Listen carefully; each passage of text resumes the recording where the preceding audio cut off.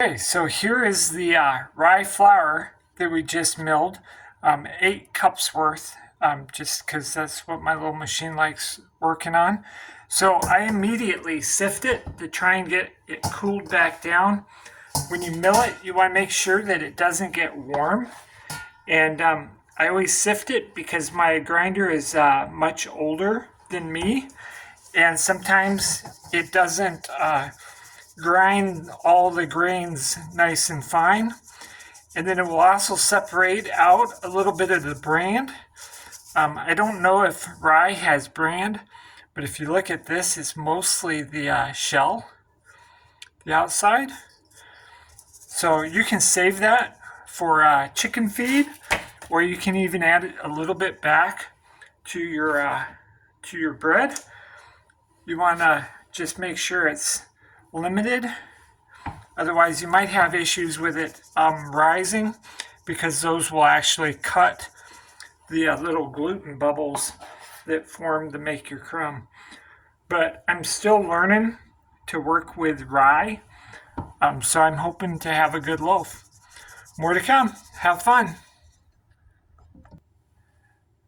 So I'm sifting here, and I forgot to mention, you'll know your flour is the right consistency if you just squeeze it like this and you open it up and it kind of holds together. That's about what you're looking for. And this sieve is very, very coarse. It's just a regular kitchen sieve. Normal commercial flours, I believe, are like 70 mesh. And this is definitely a lot coarser than a 70 mesh screen. But it's like a normal flour sifter that you get at Walmart, and I have really good results with it.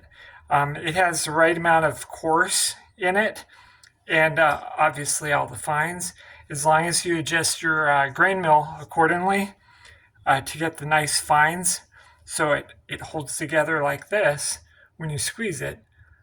You're doing good. Then my last comment, as I'm sitting here thinking about all the different things to think about, is the temperature. You really don't want the temperature of your flour much more than body temperature.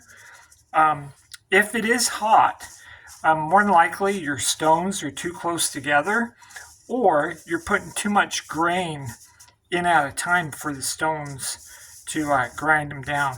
And they should never be so hot that it's causing little chunks of the flour to kind of like form a hard cooked product. You'll find, if you've never milled grain before, that there's actually a lot of moisture that you can feel in the grain when you grind it. And commercial mills actually need the grain to be a certain moisture before they mill it for efficiencies and other things. We don't worry about that. So I'm all done sifting it. This is my coarse stuff. I could save it for toppings to roll the bread in. I could incorporate some of it back into the loaf, or I just feed it to the chickens. This is my flour, and now that I'm all done milling it, it's back to room temperature. So total time, about 25 minutes from it going from the seed, or the rye grain, I should say, all the way to a nice fine product that is going into a loaf tonight.